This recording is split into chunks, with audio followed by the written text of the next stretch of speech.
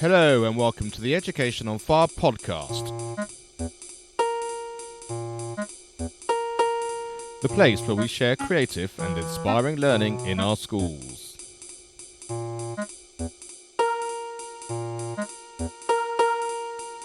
Season 2, Episode 12. Hello and welcome back to Education on Fire with me, Mark Taylor. This is part 3 of our Barefoot Computing project focus this week, and this is basically going to just round up a little bit about what we've talked about with Karen and Simon.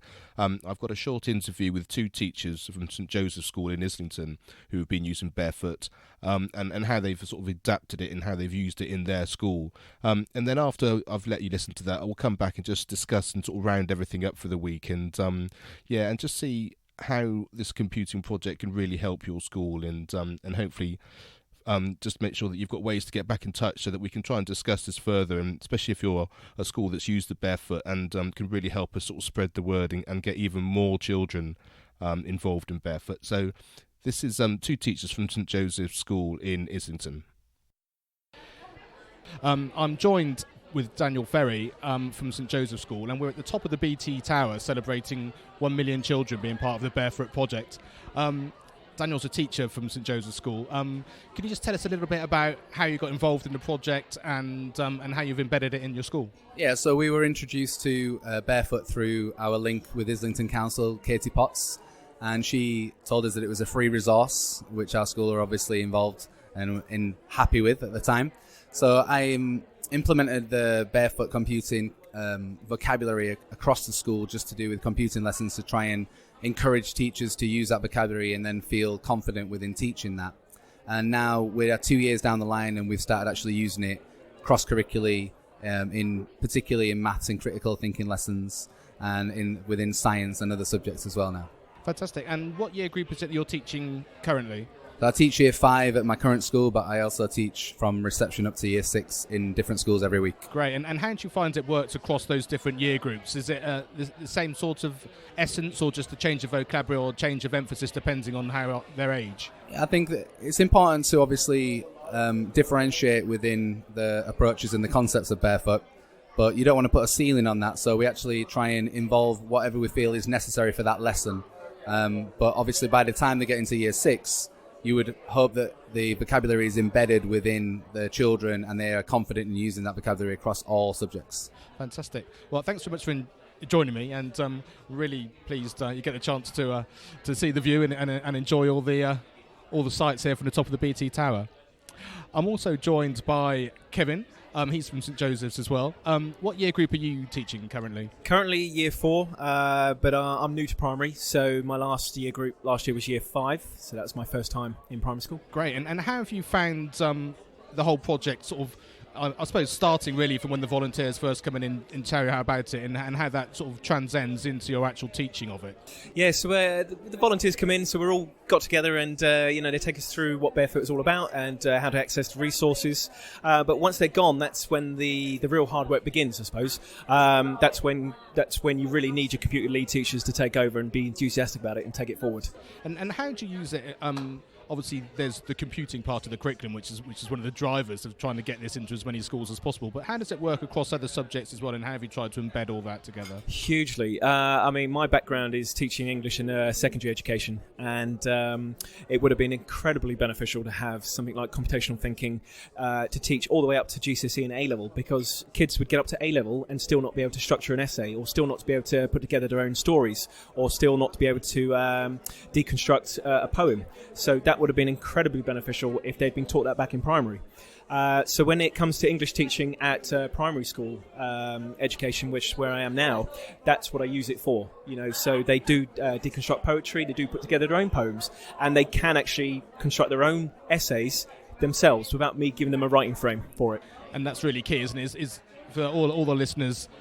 It's about the thinking. That's the essence of what the project's about. It's not about learning how to code per se. It's about the process that gives you that thinking and that way of being, which can enable you to code if you wanted to. But it's the thought process and everything within every subject. And that's what we want. We don't want to just spoon feed the kids information that they just forget in a year's time. We want them to actually go away and be independent learners, independent thinkers, somebody who can actually just take it on board themselves and take it further. Great, and just to finish off from the child's point of view, I mean, how do they find it? Do they engage in it, and do they find it an inspiring way to learn? Yeah, I think so. I mean, because it's primary school, they almost don't know any different. We're not teaching them something completely different to what they've learnt in the previous year or two. It's something that they are coming to grips with, and they use the terminology, they use the vocabulary, they know how to use it, they know how it works. So yeah, they are, and they're primary school kids, so they are enthusiastic about absolutely anything you bring into the classroom, and they love it. Fantastic. It sounds brilliant, and it's a great project. And over the course of these 3 interviews, I hope from you at home listening that you've really got a chance to experience what it's like from the BT putting the whole thing together with Barefoot and Cass through to the volunteers and the teachers providing it on the coalface, as it were. So thanks very much for joining me. No problem. And thanks for your input. I really appreciate it. Thank you. So I think you can really hear from that just how once you've had the workshops, once it's been embedded in your school, just how you can just expand it into every area of the curriculum. You can support all teachers in all classrooms from it, and I guess if you've got a computing lead person who really understands it, then that's of great benefit. But it really is for every teacher in the school to really enhance and utilise really and really make the most of it. So the biggest takeaway I think with this is one, just it's a free resource. So just go to the Barefoot CAS website, which is barefootcas.org.uk. And just take a look around there and see what that is, and hopefully over the last 2 parts on Monday and Wednesday you've heard sort of the enthusiasm of Simon, who actually delivered the workshops, and also the vision that BT has with Barefoot to kind of just expand it more and more, take it to 5 million children by 2020, I think is their plan, and also then to get parents involved as well, so they understand how the project is and how they can support children at home, and just have this general tech understanding as a fabric of children's learning, in the same way as we support them with their homework at the minute with maths and English and other topics. And the computing idea and computational thinking is part and parcel of all of that as well. It really is just it's just getting everyone involved, and I think what this week has really shown me is the fact that it's not something we can do on our own. It is a question of being a bigger community. It's BT working with Barefoot and working with the Computer at Schools organisation.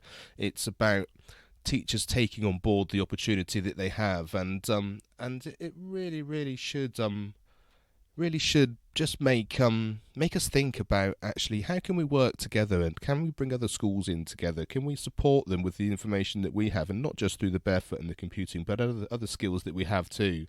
And it really is collaboration and sharing, which I think is the key to striving and to growth and expanding both our own professional work and as well as the idea of what the children can achieve as well. And I think often just showing them that you can expand in that way is often more beneficial than just the actual inputted knowledge which we are doing.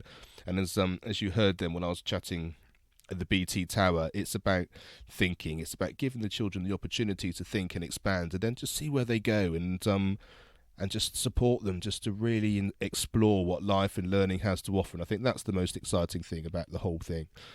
So if you're a Barefoot school and you've had the project in, please get in contact. If you go to educationonfire.com, you can leave a comment under the episode. And I'd really love your experiences of what you've actually done in your school, and just get a conversation going about really, how has it affected your school? How is it different from before you had it in there? And both in terms of delivering the computing curriculum, but also how it's affected your school beyond that as well, so that schools that haven't actually had this experience yet can really get an understanding of the benefits it could have. And so thanks for listening. I hope you've enjoyed this week and having 3 episodes. Please get in contact and let me know as well.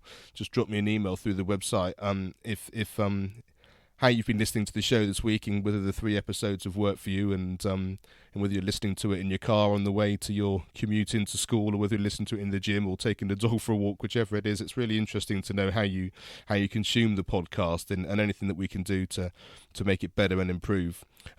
if you've enjoyed listening, please leave us a review on iTunes. That's always really helpful. It just helps get the message out there, and the more people that we can create in our community to hear the podcast, then the more scope we have to really improving the lives of us all as teachers, and also the children as well. So I look forward to chatting with you next week. Next week I will be talking about the Apps for Good project, which is another amazing thing where children create their own apps, and there's a big competition, and some of them get their apps on an app store in Google Play, which is just incredible. And I think you'll see the excitement that comes from the children when I've interviewed them at their launch just a few weeks ago. What a great project that is. So again, thanks for listening, and I'll speak to you next week. Thank you for listening to the Education on Fire podcast. For more information, please go to educationonfire.com.